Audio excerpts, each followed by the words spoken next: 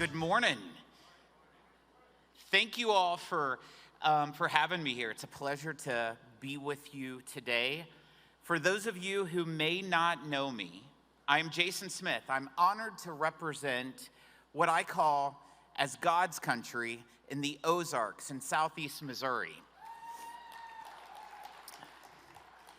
However, there is only one other place in the world that I will accept anyone calling God's country, and that's the Holy Land and the ancestral homeland of the Jewish people. I had the opportunity to visit Israel after I was first elected to Congress. And while I was there, I was rebaptized in the Jordan River. And because of that deeply moving experience and the friendship of the Jewish people, Israel will always hold a very special place in my heart. When I spoke at this event last year, we lived in a far different world. We had a president, an administration that was more focused on apologizing for our Jewish allies than defending them. An administration that sought to appease hatred instead of standing up to it. Such weakness emboldened terrorist organizations across the world. And we saw the terrifying consequences on that dark day in October. The events of October 7th left no question that Israel has every right to defend itself. And thanks to President Trump, after 2 years of fighting, a ceasefire has been reached and a future in Gaza without Hamas is now within reach. This was only possible because the United States stopped apologizing for our allies, started defending them while standing up to our common enemies. Today, our relationship with Israel has never been stronger.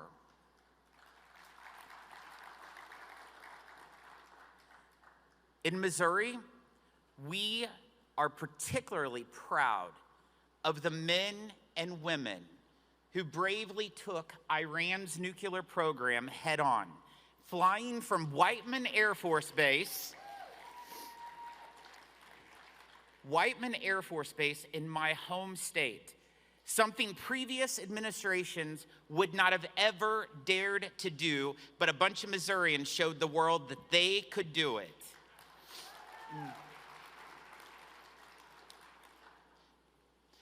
Iran now is further from a nuclear weapon than they have been in recent memory. Thanks to Donald Trump and Republicans in Congress, our nation is in a much better place today than it was just 10 months ago, not only abroad, but right here at home. While Democrats made excuses for and emboldened the radical groups who have sown discord and fueled the rise of antisemitism in our nation, Republicans remain loud and clear that days of turning a blind eye are over.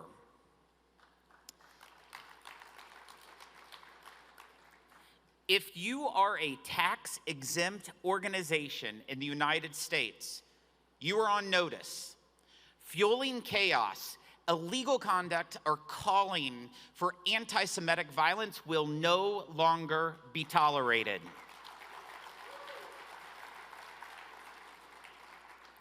As chairman of the Ways and Means Committee, I have referred 8 organizations to the IRS for revocation of tax-exempt status already. And you bet that our investigation is ongoing. If you maintain ties or provide material support to foreign terrorist organizations like Hamas and do their bidding, your tax-exempt status will be revoked.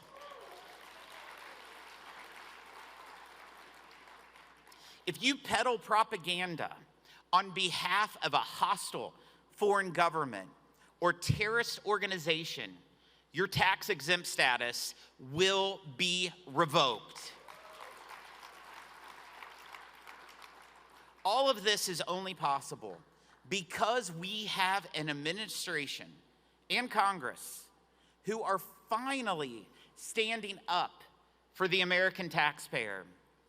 Elite universities are finally starting to change their tune about being willing to tolerate anti-Semitic activity on their campuses.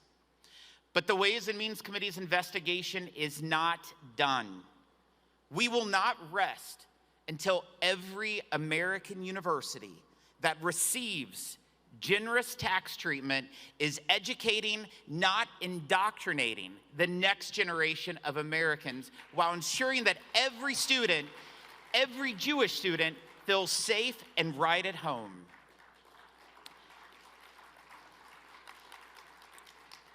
Republicans have not only stepped up to defeat the chaos, the anti-Semitism, and the global weakness, but thanks to President Trump and the working families' tax cuts, we are improving the lives of all Americans who struggled for years under the Biden economy. GDP growth just last quarter topped 4%, and I believe we will see that again this quarter. The working families' tax cuts will only add fuel to that fire. Making the small business deduction permanent alone is projected to create more than 1 million new jobs each year and generate $75 billion in new output annually, growing to more than $150 billion each year as investment expands. The new law also makes permanent research and development expensing, 100% immediate expensing or bonus depreciation, and locking in lower tax rates for all working families. This is what pro-growth, pro-worker, pro-America First tax policy looks like. We are in Las Vegas, Nevada, the birthplace of no tax on tips, no tax on overtime, tax relief for seniors. And we delivered for all of that. And thanks to these policies, wages are growing faster than inflation. Consumer confidence is rebounding, and small business optimism is back at levels we have not seen since 2019.